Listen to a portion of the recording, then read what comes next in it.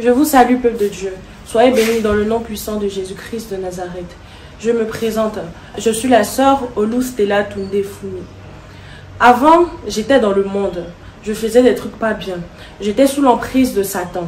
Je volais, je fumais, je me droguais, je sortais, je me prostituais, je sortais avec toutes sortes de personnes. En résumé, c'est ça. Et Dieu m'a délivré aujourd'hui. Donc, je viens vers vous raconter ce que Dieu a fait pour moi. Déjà, à l'âge de 9 ans, j'ai commencé, vu que moi, je viens d'une famille déjà, je viens d'une famille aisée. Et ma maman, c'est quelqu'un qui travaille beaucoup. Je n'ai pas connu mon père. Je l'ai pas connu. Je suis née, je l'ai pas connu.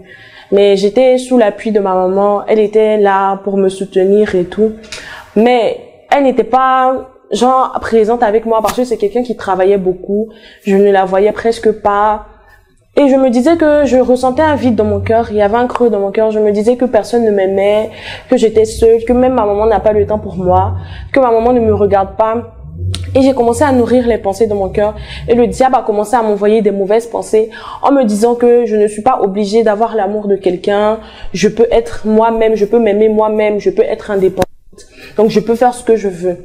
Et à partir de ce moment-là, j'ai commencé à sortir. À mon jeune âge, je sortais déjà, je partais boire, j'avais déjà de très mauvaises fréquentations. Je marchais avec des personnes qui buvaient, qui fumaient, qui pratiquaient des mauvaises choses. Et c'est avec ce genre de personnes-là que moi-même j'avais envie de marcher. Parce que je me disais que je ne suis pas une bonne personne. Je ne suis pas une bonne personne, c'est pour ça que personne ne m'aime, que je suis comme ça. Alors je vais marcher avec des gens qui ne sont pas bien comme moi. Et dans cet élan-là, j'ai commencé à boire, j'ai commencé à fumer la cigarette. Je fumais la cigarette, je buvais. Et je rentrais très tard. À mon âge, je rentrais tard. Et quand je rentrais, ma maman se plaignait. Mais à ton si jeune âge, comment tu peux sortir? Et à chaque fois, on faisait des palabres. À 9 ans, j'avais déjà commencé à sortir, à faire des palabres avec ma mère. Parce que quand je rentrais à la maison, elle me disait, mais c'est pas normal qu'à cet âge-là, tu puisses sortir et tu rentres, tu sens l'alcool. Mais moi, je n'écoutais pas parce que je ressentais toujours ce vide dans mon cœur, un vide immense que je me disais personne ne pouvait le combler. Donc, je vais vivre ma vie telle que je le veux et avancer comme ça. Et c'est ainsi, en 2019, ma maman a voyagé. Elle est partie à Dubaï. Et elle m'a fait comprendre qu'elle n'allait pas durer, qu'elle allait partir, c'est pour un moment, et qu'après, elle allait revenir. Mais quand elle partait, je me disais que, en fait, elle voulait juste se débarrasser de moi. Elle voulait juste me laisser partir, se débarrasser de moi. Et elle m'a laissé dans la maison où j'étais avec une nounou et une de mes sœurs. Mais c'est ma sœur en question, elle travaillait de 6 heures à minuit 23 heures. Du coup, elle n'était jamais là, elle n'était pas à la maison. Moi, j'étais seule là, livrée à moi-même. La nounou aussi qui était là, elle prenait pas soin de moi. Et j'avais déjà commencé, mes sorties, je sortais déjà de partout. Donc, ça s'est plus amplifié. Parce que j'ai commencé là à faire du n'importe quoi. Des fois, je ne rentrais même pas à la maison. Je reste dehors pendant 2 jours. Au moins 2 jours comme ça. Je reste dehors. Je ne fais que faire des bêtises. J'ai commencé à boire, je me sentais mal. J'ai même pensé des fois à me suicider.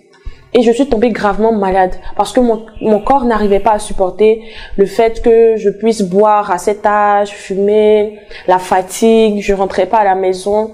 Donc ma maman a décidé de m'envoyer chez ma tante à Yopougon.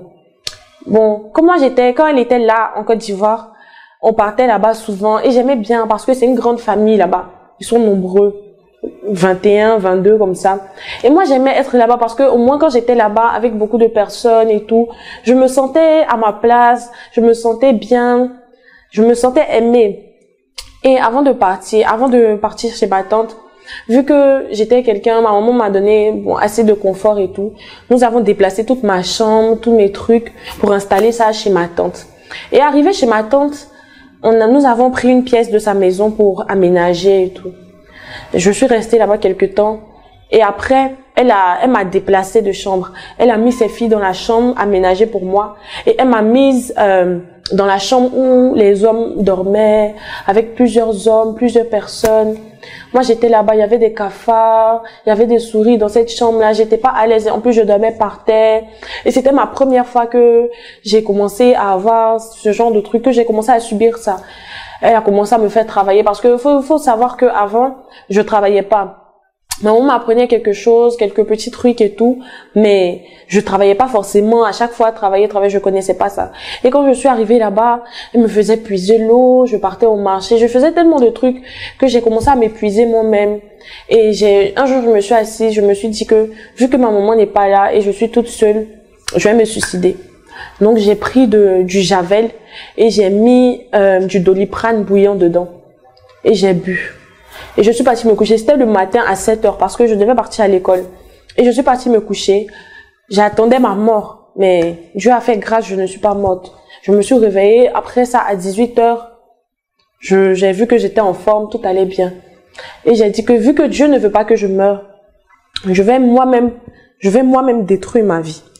Alors à partir de ce moment-là, j'ai commencé à sortir. À Yopougon, faut savoir que c'est un quartier assez populaire. Il y a beaucoup de personnes et beaucoup de jeunes qui sont dans la débauche. Donc moi, j'ai commencé à boire et j'ai commencé à marcher avec un jeune. J'étais encore une petite et je lui ai dit que je suis encore une petite fille et il y a certains trucs que je ne veux pas faire. Il m'a dit non, qu'il me comprend et qu'il veut marcher vraiment avec moi jusqu'au moment où je serai prête et tout. Et moi, j'ai accepté. Nous étions ensemble.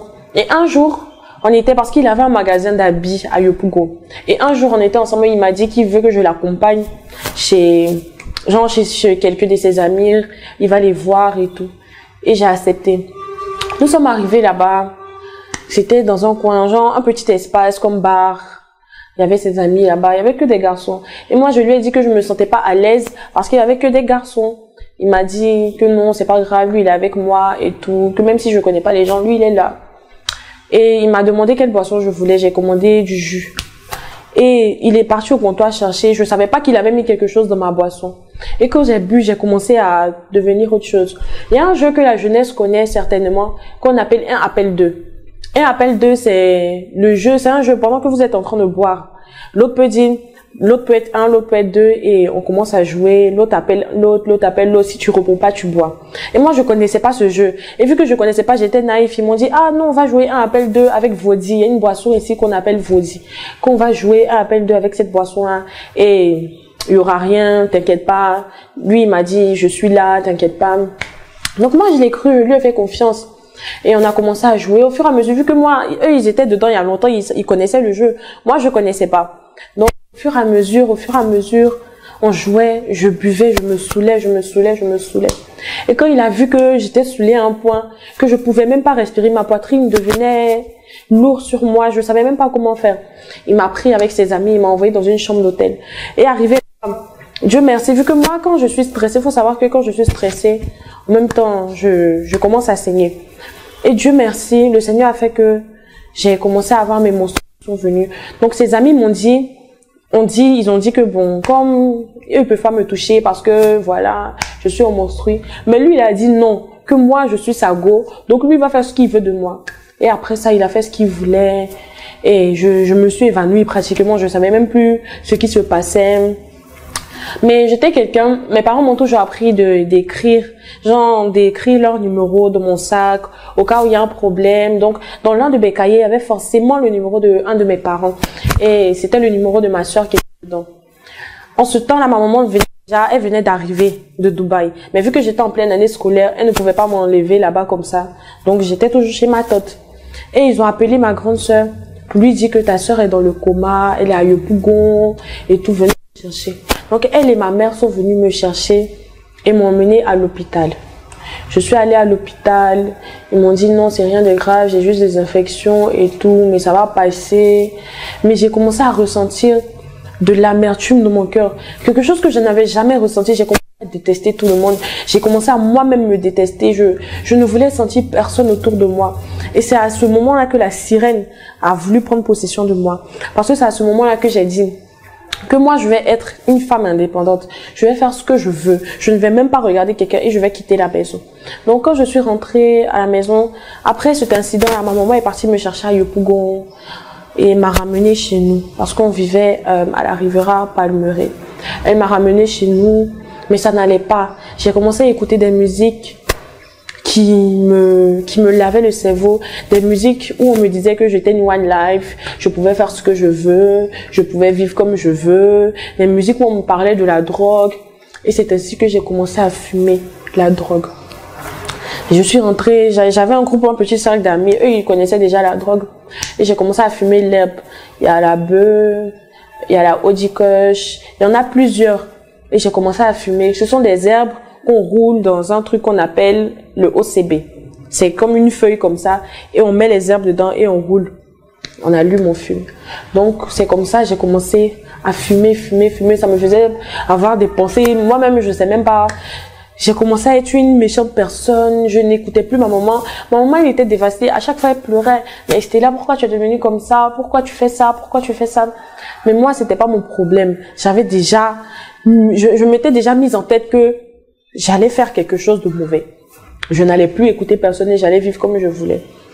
Et c'est comme ça, je m'entendais plus avec ma maman à cause de la drogue que je fumais. Un, deux, trois, elle parlait que tu deviens une droguée, qu'est-ce que tu vas faire de ta vie? Tu penses que c'est comme ça, c'est comme ça, c'est comme ça. Et il faut savoir qu'elle me comparait aussi à ma sœur. Elle me disait que ta sœur, tu vois pas comment ta sœur elle est, tu vois pas comment ta sœur elle est, tu vois pas comment ta sœur elle est. Donc ça là, ça nourrissait la colère en moi, une très grande colère, une grande amertume dans mon cœur. Donc j'ai quitté la maison. J'ai quitté la maison et dehors, j'ai connu une amie avec qui j'étais très proche. On marchait ensemble et elle aussi, elle fumait la drogue. Et on sortait, chaque nuit, on sortait. On partait en boîte. Il y a plusieurs boîtes de nuit, il y a plusieurs en Côte d'Ivoire. Et dans cette période-là, c'est une boîte qu'on appelait le Bamboo Land, le Jakers. C'est là, c'était les boîtes choc. Donc c'est là qu'on partait, on trouvait tous les jeunes de Cocody, tous ceux qui pouvaient être là. Et à cet instant-là, moi, j'ai commencé à me percer. J'ai eu des piercings sur mon nez, j'ai fait 2 piercings sur mon nez, j'ai fait sur mes oreilles, sur mon nombril, sur ma langue. Et j'ai fait aussi sur ma gencive. Je m'habillais, j'ai commencé à m'habiller comme une prostituée. Je portais des habits où j'étais quasiment nue. Que des fils de tissu sur moi qui couvraient ce que seulement ça devait couvrir, mais tout le reste de mon corps était nu. Et je me promenais comme ça, on partait en boîte pour séduire les hommes. C'est là la sirène a commencé à travailler dans ma vie, à opérer. Quand je vais en boîte de nuit comme ça, quand j'arrive, que je vois des gars, je dis non, ce gars-là, moi je vais l'avoir. Je vais faire ce que je veux avec lui. Et forcément, comment ça va se passer là? Je vais l'avoir. Et c'est comme ça que j'avais commencé à vivre ma vie. J'ai connu des personnes aussi qui m'ont mise dans le broutage. On avait des réseaux internet, on parlait avec des blancs. Vu que moi, eux ils étaient des gars, moi j'étais une femme. Donc ils prenaient ma voix, c'est ce qu'on appelle le calling. Quand ils parlent avec le blanc, quand le blanc demande à faire des vocales, des choses, pour voir si c'est vraiment une femme ou si c'est réaliste. Moi, je prends le relais, je commence à parler avec lui, je le blague, je lui dis oui, c'est vrai, je commence à parler avec lui. Et il nous envoie de l'argent. Et c'est par cet argent-là qu'on arrivait à vivre parce que c'était des fois plusieurs millions qu'ils pouvaient envoyer, On retirait des gros coupons. Les coupons, c'est comme des chèques en fait, qu'on part retirer. On va donner à un buraliste. Et il va faire le processus pour nous donner l'argent. Et c'est comme ça, c'est par ça qu'on vivait. On partait à Sini, partout. J'étais quelqu'un, j'aimais les sensations fortes. Donc j'étais toujours dans les voitures, à fond, je suis saoulée, à fond la caisse. Et on roule, on boit, on fume la drogue dans les voitures. Et j'ai fait ça avec plusieurs artistes, que je vais taire les noms. Mais j'ai fait ça avec plusieurs artistes que vous connaissez. On sort, on part partout, on boit, on fume. On va à Sini, on revient. Mais j'avais commencé je m'en foutais. Je m'en foutais complètement. Je ne regardais personne. Ma maman, elle pleurait. Il y a mes amis qui me disaient, Stella, range-toi. Stella, fais ça. Stella, fais ci. Parce que, voilà, ta maman pleure. Ta maman a besoin de toi. Mais moi, je me disais que si elle avait besoin de moi, là. Parce que, elle n'allait pas me laisser vivre la vie que j'ai vécue à Yopougon. Elle n'allait pas me laisser. Si elle était, moi, je me disais que si elle m'aimait vraiment, là, la vie qu'elle m'a laissé vivre à Yopougon, là, elle n'allait pas permettre ça. Mais je suis restée là-bas quand même. J'ai vécu cet enfer-là. Et rien ne s'est passé après. Donc, je continuais à vivre ma vie dehors. Je sortais, je buvais, je fumais. Et un jour, je me suis assise et j'ai réfléchi, j'ai dit, Mais Seigneur, qu'est-ce que tu veux de moi? Parce que malgré que j'étais dehors, hein, des fois je m'assois et je pleure. Je ressens un vide dans mon âme, dans mon cœur. Je ne sais pas quoi faire. Je pleure jusqu'à ne plus pouvoir respirer. Je suis étouffée dans mes pleurs. Je dis, Jésus, je sais que tu m'entends. Je sais que réellement tu existes. Je sais que réellement tu es là. Donc si tu peux m'aider, s'il te plaît, aide-moi. Ne me laisse pas mourir dans ça. Parce que je n'arrive plus à m'en défaire. J'ai commencé quelque chose que je ne peux plus m'en défaire. Aide-moi. Et c'est à partir de cet instant-là que même les choses même se sont aggravées. Parce que comme le diable ne voulait pas me laisser sortir de ça là, il voulait me montrer qu'en fait Dieu n'existe pas. Que ces prières que je faisais à Dieu là, il n'y avait pas de Dieu, Dieu n'entendait pas ça. Donc c'est là que j'ai commencé à prendre la cocaïne. J'ai commencé à taper la cocaïne. J'ai commencé à prendre avec des artistes. C'est eux-mêmes, on appelle le langage, c'est casser ta patte. Casser ta patte, c'est dire que, bon, genre la personne qui t'a donné pour la première fois la cocaïne. Donc on disait ça comme ça, que c'était là qui va casser ta patte, cherche quelqu'un. Parce que j'avais des personnes autour de moi qui me disaient, mais c'est maintenant, tu peux casser ta patte, faut casser ta patte, que faut laisser la Audi, c'est plus dans le même giga, on n'est plus dans le même niveau, donc tu peux maintenant casser ta patte.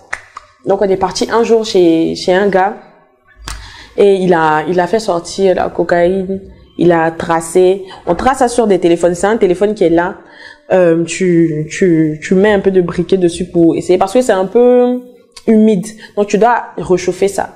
Tu mets du briquet dessus pour réchauffer et tu prends une carte, soit une carte de crédit, une carte bancaire, ça dépend, quelque chose qui peut casser ça en fait parce que c'est comme des grains. Et il fait des rails, des lines comme ça. Et il m'a donné, j'ai pris, j'ai tapé. Et à partir de cet instant-là, j'étais même plus dans le même giga qu'avant. Je me disais, non, mais je suis arrivée quelque part. Parce que je ne me sens plus. Parce que une fois que tu prends la cocaïne, déjà, tu peux pas dormir. Tu peux pas manger. Tu peux rien faire. Tu es là, tu es arrêté. Tu es là comme ça. Donc tu ne ressens rien. Et ça apaisait ma douleur parce que je ne ressentais plus que j'avais un vide en moi, je ne ressentais même plus que j'avais quelque chose en moi, j'avais un cœur, je ne ressentais plus rien. Et à cet instant-là, je pouvais faire tout ce que je voulais. Tout ce que je voulais. Et c'est comme ça que j'ai commencé à prendre la cocaïne. Et un jour, il y a une histoire qui s'est passée tellement que j'étais accro et j'étais devenue méchante. Nous, on était le genre de filles, je marchais avec une fille là. On était le genre de filles, genre on se faisait les filles indépendantes, les filles battantes et tout. Donc c'est nous, on a l'argent, c'est nous, on sort, c'est nous, on est dans les résidences, nous, on a tout. Donc il y a des petites qui nous enviaient. Il y a des petites filles qui voulaient, mais elles disent, ah, mais tu me plais, tata, s'il te plaît, je vais être comme toi. Et il y a une fille, là. Elle voulait être comme moi. Elle dit non, qu'elle veut faire même chose comme moi, là. Elle veut devenir comme moi, qu'elle veut que je sois sa coach et tout, que je lui plais trop. Donc, ce jour-là, je dis que tu es sûr que tu veux que je t'apprenne les choses. Elle dit oui. Elle dit donc, tout ce que je vais te dire de faire, là. Tu vas pas dire non, hein. Elle dit non, je peux même pas dire non. Et moi, j'ai pris ma pote à côté, mon amie proche. Et je lui ai dit que cette fille-là, on va lui faire un coup aujourd'hui, là, demain, elle va même pas venir dire que non, elle va être comme quelqu'un encore. Et on était en train de rire. On est rentré, elle est venue dans notre résidence, on est rentré. J'ai pris la cocaïne, on appelle ça la coco. J'ai pris la coco, bien le Pablo Escobar, ça dépend. Et j'ai pris, c'est des noms de code, en fait. Et j'ai tracé, je lui ai donné. Il dit non, pardon. Il dit bon, si tu veux pas, c'est que tu peux partir, hein, et puis tu causes plus, nous. Tu peux partir parce que moi, il n'aime pas les petites filles, les gamines. Si tu as peur de ce petit truc-là, c'est que non. Tu peux pas faire ce que nous on fait là. Elle dit non, si je vais le faire. Donc, je lui ai donné la raille de cocaïne, elle a tapé. Et je dis non, c'est pas assez, faut reprendre encore, faut reprendre. C'est petit, ce que tu as pris. Elle dit mais je connais pas, il dit ça me fait quelque chose. Il dit que si c'est ça, c'est que ce soit de ma maison. Elle dit bon, ok. Elle a pris toutes les lailles là. Pourtant, si moi-même là, en plus c'était une forte dose, hein. Pourtant que si moi-même je prenais tout ça là, j'allais être couchée là, j'étais déjà KO. Et c'est à elle que j'ai donné ça. Elle est devenue comme folle dans la maison. Elle sautait, elle était excitée. Et j'ai pris Aurélia de côté, j'ai commencé à rire. J'ai dit, mais cette fille, elle est bête.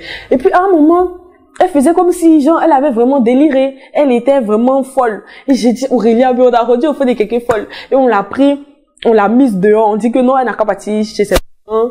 Et puis après, elle va revenir. On l'a laissée comme ça, livrée à elle-même, dehors dans la rue, avec de la drogue sur elle. On lui a même donné un paquet, hein, que si sa dose descend, elle peut. Donc tout pouvait lui arriver, tout pouvait se passer. Et c'était ce genre de personne-là que j'étais, en fait. J'avais commencé à être méchante. Je m'en foutais de quelqu'un. Je m'en foutais des sentiments que quelqu'un pouvait avoir pour moi. C'est comme ça. Et j'ai commencé à sortir avec un gars, c'était un beatmaker. Et il était beaucoup dans le milieu de... En tout cas, il était beaucoup proche de certains artistes parce qu'il venait dans le studio pour enregistrer, faire des trucs. Et moi, à partir de ce moment, j'ai commencé à être au studio tous les jours. Et j'aimais chanter.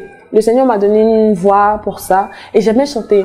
J'étais au studio un jour et j'ai dit que je veux chanter une chanson qui parle de moi, qui parle de tout ce que j'ai vécu. Et j'ai fait un son seul dans mon giga. J'ai fait un son seul dans mon giga parce que je me disais que j'étais seule dans ma bulle en fait. J'étais dans un conte de fées, dans une bulle, dans un monde imaginaire, un monde qui n'existe pas. C'est dans cette bulle là que j'étais.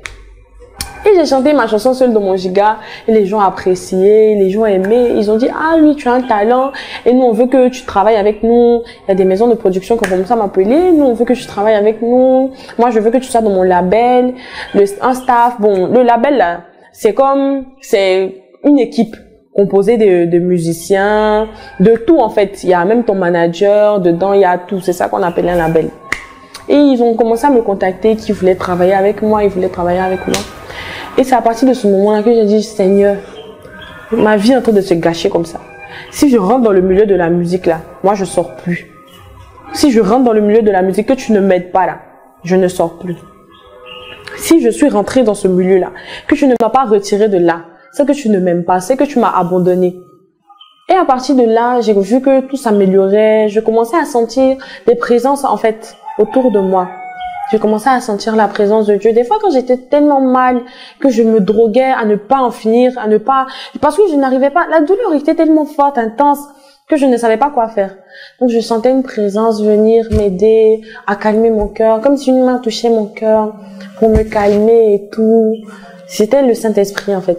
C'était le Saint-Esprit qui venait me calmer, qui venait m'apaiser, apaiser mon cœur et mon âme, parce qu'il savait que je souffrais. J'étais sous l'emprise de Satan, je ne pouvais rien faire et je souffrais énormément. Donc, après l'étape de la cocaïne, vu que ma douleur s'amplifiait de jour en jour, parce que à chaque fois, des gens m'appelaient pour dire, hey, ta maman est malade, ta maman elle a ça, elle a ça. Et ça me faisait mal au cœur. Et je pensais à mon papa, je me disais que celui-là, il m'a abandonné, il m'a laissé. Parce que, faut savoir que ma maman m'a dit que j'ai été un enfant désiré. J'ai été un enfant désiré. Et c'est la sorcellerie qui a gâté entre elle et mon papa. Donc, je détestais déjà mes grands-parents. Je détestais ma famille, je détestais mon père, j'ai commencé à avoir la haine pour ma mère, je ne voulais sentir personne. Et je me suis mise encore à une autre drogue qu'on appelle la ligne. La ligne, c'est des médicaments mélangés qui forment la ligne, mais plus précisément le fond. Le fond, c'est un traitement pour des personnes âgées, malades, et on donne ça seulement sur ordonnance, parce que c'est un médicament fort. Et nous, on prend ça. On sait même pas, moi je sais même pas, hein, mais si je donne l'argent, moi je sais même pas comment il fait pour avoir ça dans les pharmacies. Mais si moi je donne l'argent à un gars, je dis trouve-moi le fond là. Il part et il m'envoie ça à la bouteille. Et c'est comme ça, on prend du Sprite, une bouteille de Sprite, et on met dedans, on mélange. La couleur, ça peut devenir violet, orange, ça dépend. Ça devient de la ligne. Et quand tu bois là, c'est plus que même, si tu prends la ligne là, tu te retrouves au pays des merveilles, Alice au pays des merveilles. Parce que tu commences un jour là, j'ai bu ça. C'était en plein 14 heures, il faisait chaud. Et je partais à Coco Vico, je partais me percer, je partais faire un piercing. Je marchais là. J'étais avec ma camarade là, ma pote avec qui j'étais proche là. On partait se percer.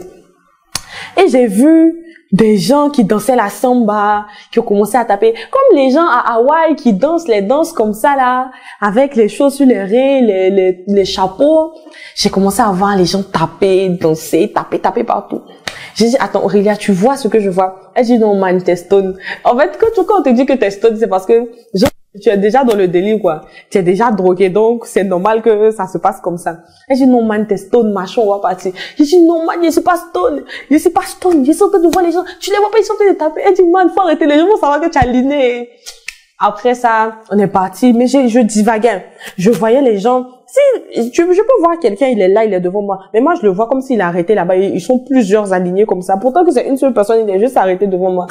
Ça faisait des effets. Quand tu te couches là, si tu as fermé les yeux, tu tombes dans les niveaux, dans les dimensions. Tu t'en vas. Pourtant que tu es couché, mais c'est comme si ton âme descend dans les trous noirs. C'est quelque chose de bizarre même, ce truc-là. Et j'ai commencé à prendre ça pour commencer à avoir la joie. Parce que quand je suis comme ça, je suis excitée quand je bois la ligne là. Parce que je n'avais rien qui pouvait m'apporter. En fait, chaque drogue pour moi était un élément essentiel pour quelque chose. Si je prenais la bœuf comme ça là, c'était soit pour ressentir un peu d'amour, pour ressentir quelque chose. Parce que quand je prends la bœuf là, je suis calme, je suis douce et voilà. J'arrive à m'approcher des gens, je parle avec les gens. Là, je suis sociable quand je prends la bœuf. Mais quand je prends la cocaïne là, je reste dans mon coin. Je vois la meuf qui doit réfléchir à ses problèmes, à comment elle a fait pour gagner de l'argent. Moi, j'étais genre une go de business. Comment je fais pour gagner de l'argent? Je suis assise là. Comment je vais faire? C'est ça que c'est à ça que je pensais en fait. Mon âge en ce temps, j'avais déjà eu 15 ans, 16 ans parce que depuis lors, ça avait déjà duré, que j'étais déjà de mes 9 ans jusqu'à mes 15 ans. J'avais déjà fait toutes mes bêtises que je voulais faire et je sortais, j'étais dehors. Donc, j'ai continué dans ça. Et quand je prenais maintenant la cocaïne, c'était pour pouvoir être posée, réfléchir. Parce que quand tu prends la cocaïne, tu vas pas parler, tu vas pas dormir, tu vas pas manger, tu vas être assis là, tu vois. Mais pourtant, quand tu prends la bœuf, tu manges à un tel niveau. Si on te donne une bassine de garba là, toi aussi tu vas finir. Tu vas dormir d'aujourd'hui jusqu'à demain, tu vas pas te réveiller. Et la ligne, c'est un peu pareil. Mais la ligne, ça fait le mélange de cocaïne et de bœuf. Parce que la ligne là, tu es en même temps posé, mais tu commences à être excité en même temps. Je sais pas comment expliquer. Ton âme est excitée en même temps tu es posé. Donc c'est ça, c'est quand je voulais ressentir toutes ces sensations que je prenais ça. Parce que j'étais vide en fait. Je n'avais rien en moi qui pouvait m'apporter de la joie, de l'amour, rien du tout. C'est comme ça que j'ai continué. Et un jour, on m'a dit, ma maman voulait me voir. Et je suis rentrée à la maison, elle m'a dit, Stella, je veux que tu partes quelque part, dans un camp de prière. Non, d'abord même, c'est pas comme ça s'est passé, hein. C'était moi de Tabaski. Et moi là, je me suis habillée, moi et ma pote, on sortait avec deux gars. C'était deux meilleurs amis. Deux meilleurs amis, nous on était deux meilleurs amis et nos gars ils étaient deux meilleurs amis. Et eux ils étaient musulmans. Donc ce jour-là, on s'est habillés comme des musulmans, on a porté des boubous longs comme ça, tout noirs avec des voiles. On est parti, on a fait la fête. J'ai fait au moins 2 jours là-bas. Et après, on est rentré parce qu'on voulait voir ma maman et tout, parce qu'on m'avait dit qu'elle était malade, elle se sentait pas bien. Donc quand nous sommes arrivés là, je vois que la porte est fermée. On a attendu au moins 1 heure, 2 heures de temps comme ça, c'est fermé. Je dis, ma chérie, on va casser la porte là. Parce que je m'en foutais. Je m'en foutais de ma maman, j'ai pris mes pieds, j'ai poussé ça, j'ai cassé la porte. Et on est resté dans la maison au moins 2 jours comme ça. Il dit, aïe, mais ma maman a quoi? Parce que j'avais peur en fait. Moi, je me disais que peut-être elle était dans la maison. Il y a eu un donc j'ai cassé la porte. Mais elle n'était pas là. Donc moi aussi, je l'appelle, son téléphone ne passe pas. Je l'appelle, son téléphone ne passe pas. Je me dis, mais qu'est-ce qui se passe? J'espère qu'elle n'a pas voyagé pour me laisser ou bien quelque chose ne lui est pas arrivé. Et elle avait une de ses amies qui était juste à côté de la maison, qui avait un magasin là. Et je suis partie la voir, je lui ai demandé, ah, bonsoir Tata, comment tu vas? Elle m'a dit oui. Je dis, ah, est-ce que tu peux appeler ma maman pour moi parce que je sais pas où elle est et tout. Et elle a appelé, elle a décroché et elle lui a dit, ah, ta fille est là et tout. Mais elle dit qu'elle a cassé la porte de la maison pour voir s'il y avait. Ma maman dit que je vais t'indiquer où je suis. Mais avant ça, tu répares par porte d'abord, avant de venir où je vais t'indiquer là. Donc, nous, c'était un petit problème pour nous. J'avais un sugar daddy. Parce que moi, j'avais des sugar. C'est des gars qui me donnaient de l'argent, qui prenaient soin de moi, qui prenaient soin de mon physique. Et j'avais moi-même mon gars, mon titulaire, comme les gens le disaient. Le gars que moi-même mon cœur voulait là, c'est avec lui que j'étais. Mais à part ça, j'avais mes sugar qui étaient là. Donc, il y a un de mes sugar, il avait, genre, lui, il a des immeubles, en tout cas, dans ces immeubles qui étaient en construction, il a demandé, il envoie quelqu'un pour venir arranger la porte là. Et il a envoyé quelqu'un qui a arrangé la porte à l'instant même. J'ai dit à la camarade de maman de l'appeler, elle a appelé. Maman m'a dit, bon, tu sais ce qu'on va faire? Tu marches, tu arrives au carrefour. Arrivé au carrefour, tu m'appelles. Je dis, mais c'est quoi? C'est quelle énigme tu me mets dedans comme ça? J'ai marché, je suis arrivée. J'étais déjà avec ma soeur là, ma camarade là. On a marché, on est arrivé au carrefour. On l'a appelé, elle a dit, ok, vous prenez un taxi. Et puis c'est la tata, vous allez partir avec elle. C'est elle seule qui sait où vous partez. Vous savez pas. Il y a un truc de me mettre de quoi même. Que moi, le soir là, ici, juste là, elle est malade. Donc moi, il voulait la voir parce que le soir là, il devait partir faire mon show. Il devait partir quelque part. Il y a des gars qui devaient venir me chercher parce qu'on devait partir à Sydney. il y a quelque chose qui se passait là-bas. Nous sommes arrivés dans le coin. Comme moi j'ai vu, parce qu'il y avait tellement de monde, nous sommes arrivés précisément à l'armée de prière, à Saint-Viateur, pharmacie Saint-Viateur. Et moi j'ai vu le monde, j'ai vu une maison comme ça, j'ai vu le monde, j'ai dit, vu que ma maman c'est une restauratrice, elle a des restaurants un peu partout, j'ai dit, ah, qu'elle est venue préparer de funérailles, parce que je vois les gens sont remplis comme ça. Hein. Je rentre, en même temps ma maman dit, Stella, ça va? Je dis oui. Comment vous allez? Je dis oui. Elle dit, attrapez-la, envoyez-la chez Maman Fallou. Envoyez-la, il dit, ah, il y a quoi? Comment ça, envoyez-la chez Maman Fallou? Attrapez-la comment? Il a fait quoi? Et puis ils m'ont envoyé maintenant chez l'homme de Dieu, Zahouri Jean-Luc Olivier. Et quand nous sommes arrivés là-bas, il nous a reçus. Il a commencé à nous parler, nous demander les nouvelles, comment on va, nos noms et tout.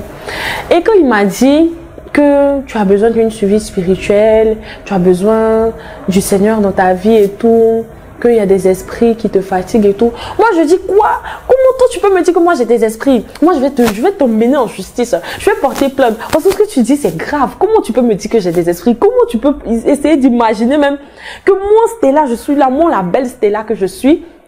J'étais venue avec des ongles comme ça. La belle Stella que je suis. Toi, tu vas me dire que moi, j'ai des esprits. Que c'est toi-même qui es possédé. Moi, je ne suis pas possédée. Vous pouvez me dire ça. Donc, je suis partie trouver en bas. Je lui ai dit que le monsieur là me dit que moi, je suis possédée. Que moi, je ne vais plus venir ici. Hein. Je ne vais même plus venir ici. Je sortais. Et en ce moment, elle était pas encore prophétesse. La prophétesse Ruth Madeleine. Quand on sortait, parce qu'il était déjà 19h quand on partait, et elle m'a dit, vous rentrez? On a dit oui, on part. Elle dit, hey, que Dieu vous garde, rentrez bien, vous partez ce soir, vous voulez pas rester un peu, vous allez rentrer demain. Je dis non, que je veux partir aujourd'hui. Elle dit, ah, que Dieu vous garde, on veut vous revoir ici, on va vous donner tout l'amour de Dieu. Je dis, ça m'a touchée à un tel point, parce que j'avais jamais eu cette attention-là. J'avais quelqu'un que je ne connaissais même pas. J'ai ressenti quelque chose dans mon cœur. J'ai dit non. Mais cet endroit-là, moi, je dois revenir. Je vais revenir parce que je sais que je vais pouvoir avoir ce que je veux ici. Parce que de façon que la fille là m'a parlé là, même ça a touché ma soeur là aussi. Hein. De façon qu'elle m'a parlé, c'est rentré dans mon cœur. J'ai dit non. Faut que les choses changent. Si elle peut être comme ça, moi aussi je peux être comme ça. Et nous sommes partis le mercredi, nous sommes venus pour faire la délivrance. Pendant la délivrance là, quand je suis arrivée au début là, j'étais colérique à un tel point. J'avais le démon guerrier en moi, j'étais colérique. Personne ne me parle. J'étais très très orgueilleuse parce que je me disais que je n'ai pas besoin de quelqu'un, je m'en fous complètement. Donc je vivais ma vie comme je voulais. Donc personne n'a le droit de me donner d'ordre. Quand je suis arrivée là-bas, à la cuisine, je dis mais ça c'est quelle nourriture ça? Moi je vais pas manger ça. Et j'ai trouvé la sœur Grâce Divine. Servante de Dieu, Grâce Divine, et celle qui était à la cuisine. Je lui ai dit, pardon, faut me chauffer cette nourriture-là. Moi, je ne veux pas les nourritures glacées, hein. Chauffe-moi ça. Elle m'a dit, il n'y a pas de souci, la sœur, je vais chauffer pour toi. Tu veux quelque chose d'autre? Je dis, non, ça va, chauffe-moi ça seulement. Et c'est quelqu'un, elle rit tout le temps, elle riait seulement. À chaque fois que j'avais besoin des services, je partais la voir, et elle m'aidait. Et c'est comme ça, un jour, le jour même, moi je savais pas que quelqu'un pouvait porter mes chaussures en fait. Et je pouvais attendre qu'on porte, mais je pouvais demander, ah s'il vous plaît monsieur, ce sont mes chaussures, madame, ce sont mes chaussures, est-ce que vous pouvez me rendre? Il y a quelqu'un qui a porté mes chaussures. J'ai mis le camp sur un pied parce que j'ai crié, j'étais en haut. Comment vous pouvez porter mes chaussures? De quel droit vous allez porter mes chaussures? Plus jamais j'ai insulté la personne. Papa est sorti, il a demandé pardon à la personne et puis il a dit non, c'est pas grave, mais c'est pas grave, ça va aller, laissez-la. Et c'est comme ça, elle va changer, laissez-la. Moi, comme papa faisait ça, moi je me voyais privilégiée. Pourtant qu'il faisait ça parce qu'il ne voulait pas que je retourne dans le monde ou que je me sente mal. Parce que j'étais déjà un bébé spirituel, j'étais petite. Donc il devait me prendre avec amour, bien, pour que tout puisse aller bien. Et c'est comme ça, on a commencé, j'étais là, on a commencé la délivrance.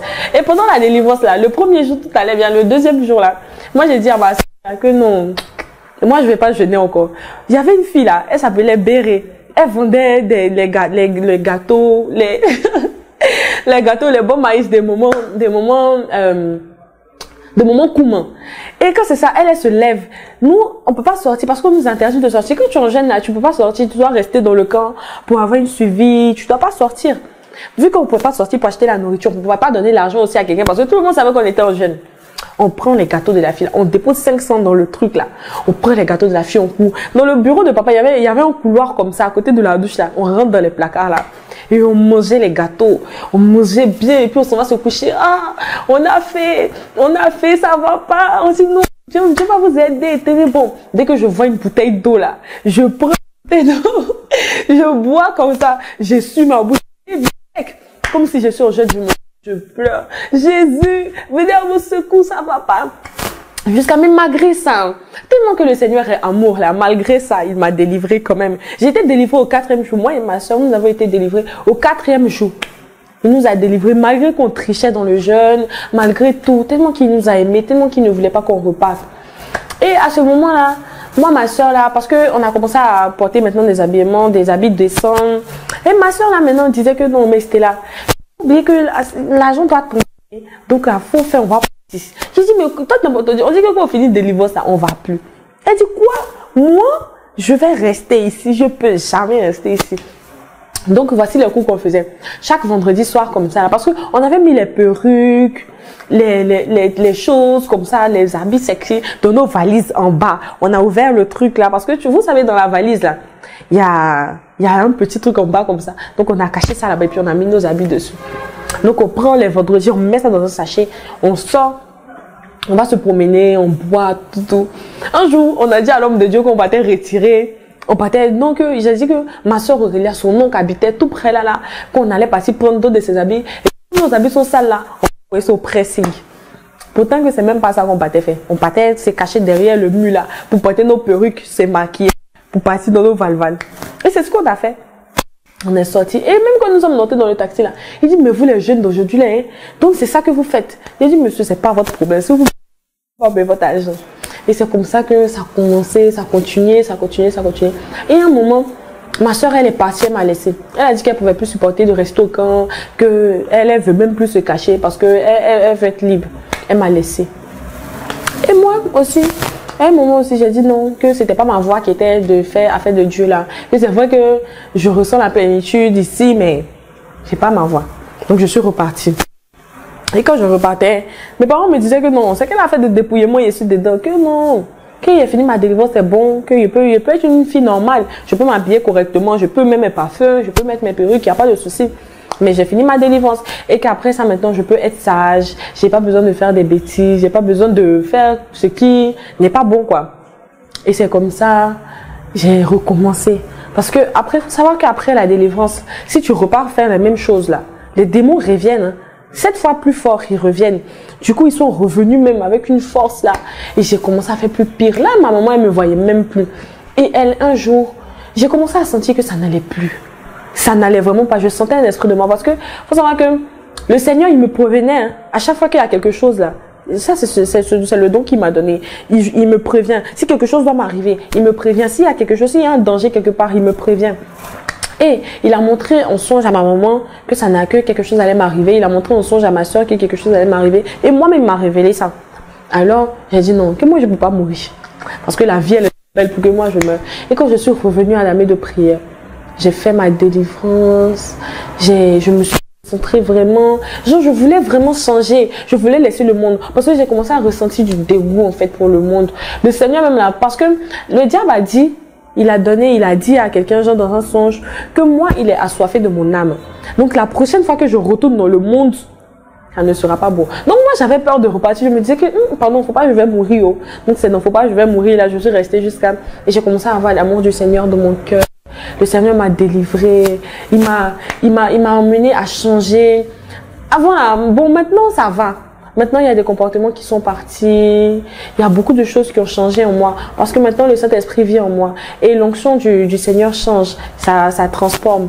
C'est pour ça que maintenant, je peux m'arrêter devant vous, en ce moment, peuple de Dieu, pour vous dire que le Seigneur m'a changé, il m'a délivré. Et je suis habillée comme ça. Moi, je me trouve belle comme ça. Mais avant, je me voyais moche, je me voyais bizarre. Je me disais que non, ça c'est quoi? C'est qu'elle vit ça. Moi, je dois partir faire le paya, hein. Je dois partir faire mon paya. Le paya, c'est... On va dire la vie de louga, partir en boîte, faire les trucs, voilà. Moi, je dois partir faire mon paya, hein. Mais maintenant, là, je m'en fous des payas. Je veux même pas regarder ça. Tout ce que je cherche en ce moment-là, c'est de partir au ciel. Tout ce que je désire du plus profond de mon cœur, c'est de partir au ciel. Après ça, mes parents, en tout cas pour dire que, faut savoir que mes parents ne me soutiennent pas sur la voie du fait que je dois être dépouillée, tout. Parce que personne n'est dépouillé chez moi. Et je prie Dieu qu'il puisse toucher leur cœur pour qu'un jour elles puissent accepter que j'ai choisi la voie du Seigneur. Moi, mes parents, que moi je suis, comme j'ai choisi, c'est parce que je suis feignante que j'ai choisi la voie du Seigneur, que je suis qu'une ratée, que je ne vais rien devenir. Mais moi je sais que je vais devenir quelque chose avec le Seigneur Jésus-Christ. Donc peuple de Dieu, c'était pour vous parler un peu de comment le diable avait agi dans ma vie. Et je vous exhorte aussi, je vous demande aussi, si vous êtes dans le même problème que moi, dans les mêmes situations que moi, si vous ressentez des choses, vous n'allez pas bien, vous pleurez des fois, c'est Jésus-Christ qui est votre solution. Vous vous confiez en l'Éternel, il ne vous décevra point. Ça, c'est clair. Moi, il ne m'a pas déçu, donc toi, il ne te décevra pas. Il est mort pour nous à la croix et il a ce qu'il a fait pour moi, il fera aussi pour toi. Merci, peuple de Dieu, que Dieu vous bénisse.